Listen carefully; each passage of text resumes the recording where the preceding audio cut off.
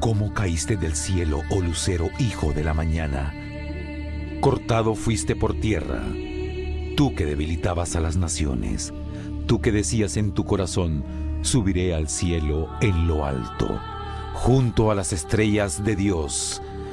Levantaré mi trono, sobre las alturas de las nubes subiré, y seré semejante al Altísimo. El juramento de los jesuitas.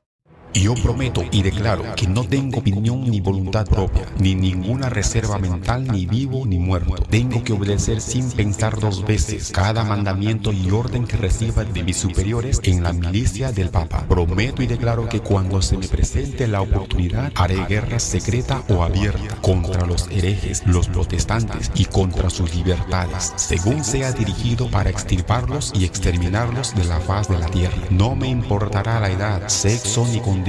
Los quemaré, los ahorcaré, los volaré, los herviré, los estrangularé, los acuchillaré, los dispararé, los desgarraré las entrañas a las mujeres, moleré la cabeza de sus hijos contra las paredes. Así eliminaré para siempre a esos desgraciados rebeldes y escoria de raza. Y si no puedo hacerlo abiertamente, utilizaré la copa con el veneno o la cuerda estranguladora, la bala sin consideración alguna del honor. No me importará el rango o la autoridad que posea la víctima. Cumpliré la misión, sea pública o privada, tal y como sea dirigido por algún dirigente del papado o por un superior de la Hermandad de la Santa Fe, la Sociedad de Jesús. El presidente Henry Harrison.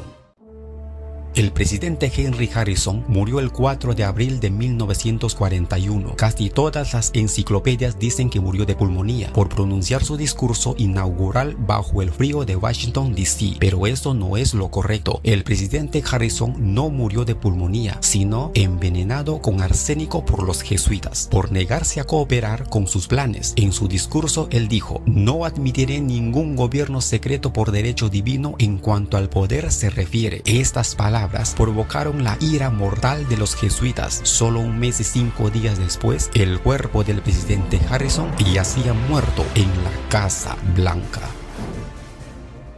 El presidente Abraham Lincoln. El presidente Abraham Lincoln fue asesinado con un disparo en la cabeza el viernes 15 de abril del año 1865 por el hecho de oponerse a sus planes de los jesuitas. Los jesuitas querían que los Estados Unidos esté dividido en norte y sur y que continuara la esclavitud, así provocar una guerra civil para que ambos bandos se demolieran uno al otro y al final de la ruina entrara el líder de ellos como un pacificador, como un salvador, el papado, y de esta manera poco a poco destruir la Constitución de los Estados Unidos, donde aún permanece el derecho ciudadano de libertad. El hundimiento del Titanic.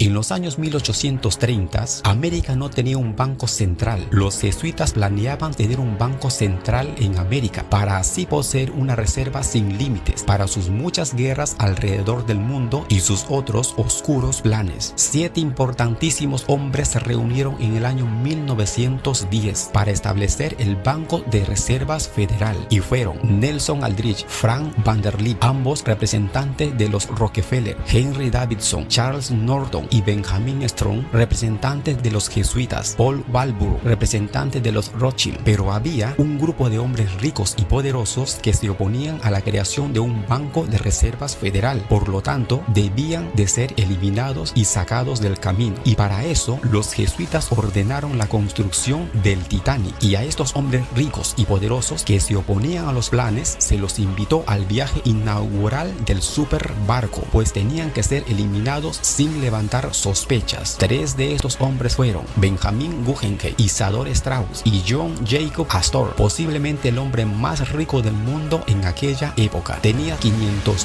millones de dólares. Hoy sería el valor de 11 billones de dólares. Estos 3 poderosos fueron motivados a abordar el palacio flotante sin saber que eso sería su tumba. El capitán del Titanic era un masón y fue ordenado a hundir y morir en su barco. Eso era su misión. Para el 9 de abril de 1912 ya estaban eliminados todos los opositores de la creación del Banco de Reservas Federal y en diciembre de 1913 surgió el Sistema de Reserva Federal en los Estados Unidos. 8 meses más tarde, los jesuitas ya tenían suficientes fondos en el Banco de Reserva Federal para comenzar la Primera Guerra Mundial.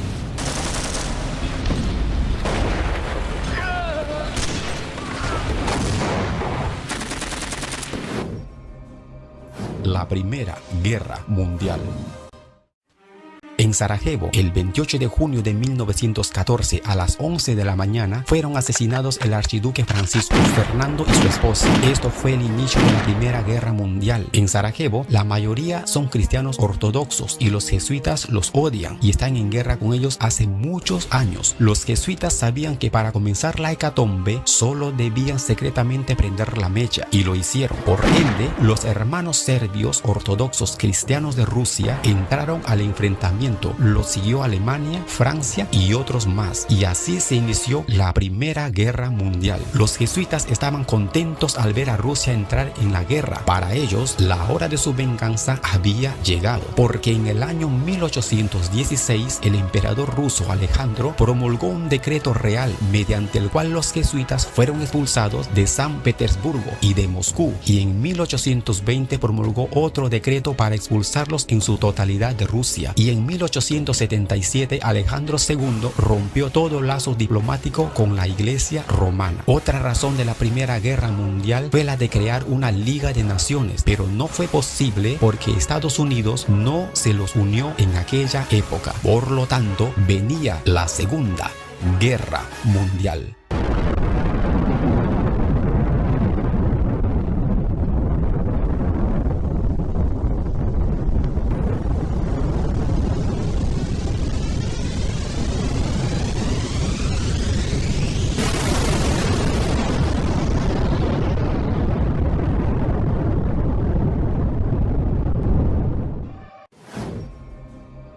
La Segunda Guerra Mundial.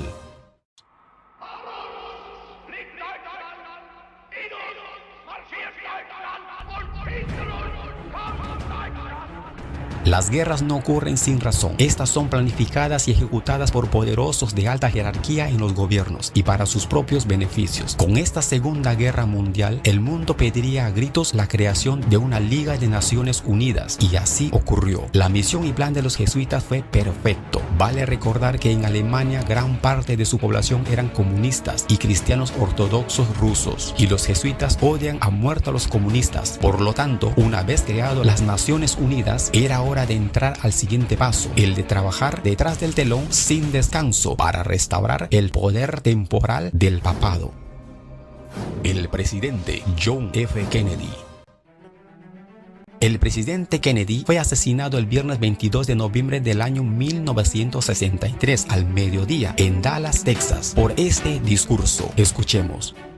Ladies and gentlemen, the very word secrecy is repugnant in a free and open society, and we are, as a people, inherently and historically opposed to secret societies, to secret oaths, and to secret proceedings. That I do not intend to permit to the extent that it's in my control. For we are opposed around the world by a monolithic and ruthless conspiracy that relies primarily on covert means for expanding its sphere of influence, on infiltration instead of invasion, on subversion instead of elections, on intimidation instead of free choice, on guerrillas by night instead of armies by day. Its preparations are concealed, not published. Its mistakes are buried, not headlined. Its dissenters are silenced, not praised. My devotion to the Constitution and support of it. Abraham Lincoln, the president, was killed by the Jesuits of Rome, but there was no Jesuit there involved directly. It happened with President Kennedy, the same thing. You have two different streams. In Abraham Lincoln, you have that there was a man professing to be a Christian, solid Christian, and then there you have a man that professed to be a solid Catholic, but then put to shame his own institution when he was confronted about what he will do president about the Constitution and about the interests of the Roman Catholic institution. When he placed the Constitution of the United States above the canon laws of the institution, he called for disaster. John F. Kennedy no quiso ser marioneta de los jesuitas y eso provocó la ira del dragón, los jesuitas. La masacre de Waco. La Biblia es un libro de profecía que habla de todos los aquí congregados. En Texas, Estados Unidos, a las afueras de Waco, está el Monte Carmelo. Allí vivía un grupo religioso, quienes eran conocidos como los Davidianos, por ser seguidores de David Koresh. Él era su líder. El 19 de abril de 1993, agentes del gobierno de los Estados Unidos los atacaron y los asesinaron a mujeres, hombres y niños inocentes con tanques de batalla y gas venenoso. Fueron 100 personas los que murieron en aquel ataque. El gobierno y los medios de comunicación dijeron mentiras. Las dijeron para justificar lo que el gobierno había hecho allí. Utilizaban siempre las palabras culto y secta para provocar sospechas y desacreditar a los pacíficos davidianos. Fue verdad que los davidianos tenían armas y esto llevó al gobierno a creer que planeaba un suicidio masivo y por ello asaltaron el lugar. Mucho antes del asalto, David Koresh invitó a la ATF, el negociador de alcohol, tabaco y armas del gobierno, para que vinieran a investigar, pero sospechosamente la ATF rehusó la invitación. En lugar de eso, irrumpieron violentamente a los davidianos. Fueron tratados como terroristas. En lugar de arrestar solamente al líder David Koresh cuando salía de mañana a trotar, decidieron asesinarlos sin ningún juicio antes y sin escrúpulos. Uno de los davidianos llamó al 911, pero se lo negaron la ayuda esperada. La grabación fue escondida de la prensa. ¿Por qué no hubo respuesta a la llamada del davidiano? Porque los jesuitas odian nuestros derechos a la libertad religiosa. El jesuita Malachi Martin dijo: están destinados a sufrir sorpresas severas y mutilaciones si no se adaptan a la nueva globalización que emana de los grupos más poderosos, porque no hay forma de que ninguno pueda mantenerse solo a menos que esté dispuesto a sufrir más allá de los confines que se vieron tradicionalmente. Como grupo separado tendrán que enfrentar graves consecuencias. Sus grupos serán reducidos en cantidad e influencia y finalmente perderán su libertad e identidad como parte operativa del nuevo orden mundial. Malachi Martin dijo en otras palabras: todos los que están de acuerdo con los planes de los jesuitas vivirán felices, pero el que se rehúsa experimentará lo de Waco. El ataque al World Trade Center.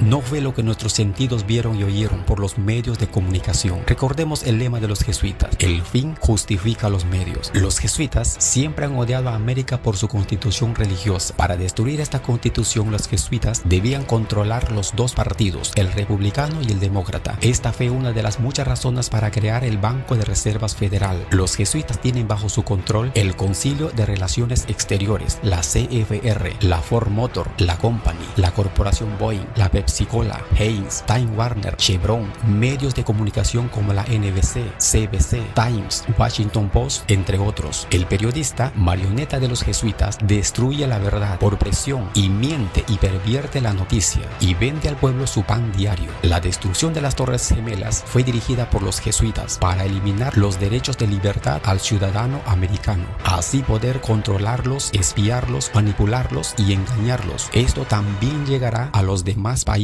En el año 1960, John Kennedy viajó de Washington a Texas para asegurarles a predicadores protestantes que él no obedecería al papado ni a sus agentes secretos, los jesuitas. En el año 2001, George Bush viajó de Washington a Texas para asegurarles a un grupo de obispos y jesuitas que él sí obedecería al papa. Los derechos de libertad de los americanos serán eliminados y reemplazados por una ley de seguridad. Para lograr esto, causan y causarán zozobra, terror y angustia en el pueblo. De esta manera, el ciudadano pedirá a gritos seguridad y lo cambiará por su libertad personal. Este plan se creó hace muchos años y fue el propósito principal del atentado de las Torres Gemelas. Por eso, a las 6 semanas después del atentado al World Trade Center, George Bush firmó la nueva ley conocida como Ley Patriota y se los pasó a los americanos a cambio de sus libertades. Ahora el gobierno tiene el control y poder y pronto, no muy lejano, el resultado será una sangrienta y cruel persecución. Y todo gracias a los datos de tu información que tú los proporcionaste por las redes sociales y que usted utiliza en su diario vivir. 1. La Constitución americana se basa en la igualdad de cada ciudadano ante la ley. El sistema papal rechaza esta igualdad. 2. La Constitución americana respeta el derecho de la libertad de conciencia de todo ciudadano. El sistema papal considera esto malvado y diabólico, y todo buen católico debe aborrecer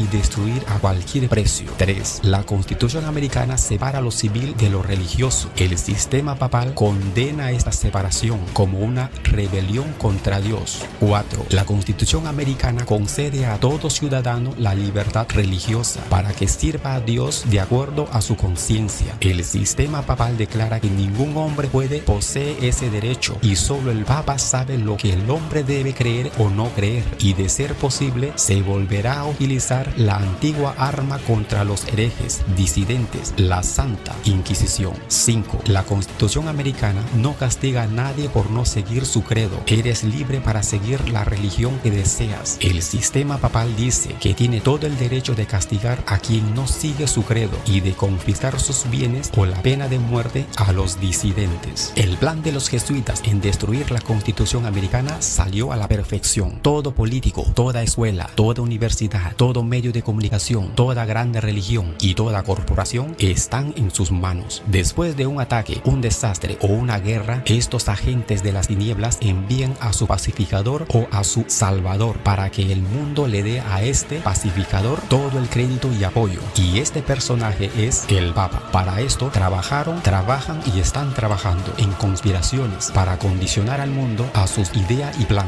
Misión cumplida, dirán los jesuitas. Profecía cumplida, dicen Daniel y Juan. Conclusión: la destrucción de las Torres Gemelas fue hecha por los jesuitas para destruir la Constitución americana y dar lugar a una ley, la ley patriota. El siguiente paso es hacer que el mundo adoren y obedezcan a Dios conforme dicte el credo de Roma. Primero en los Estados Unidos, después a todo el mundo. Los que se oponen serán considerados disidentes, peligrosos y terroristas, por lo que merecen ser perseguidos y más adelante con pena de muerte.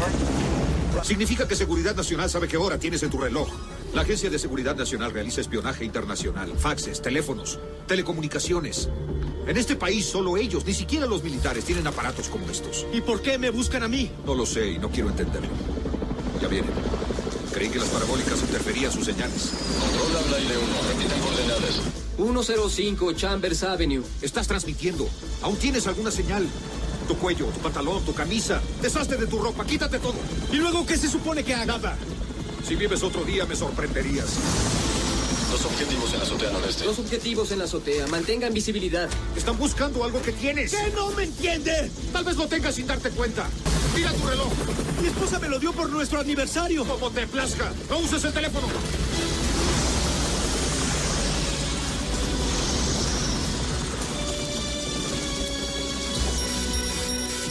Un minuto, o acaba de cometer suicidio. O aprendió a volar. Aire 1, ¿lo ves? El objetivo se mueve.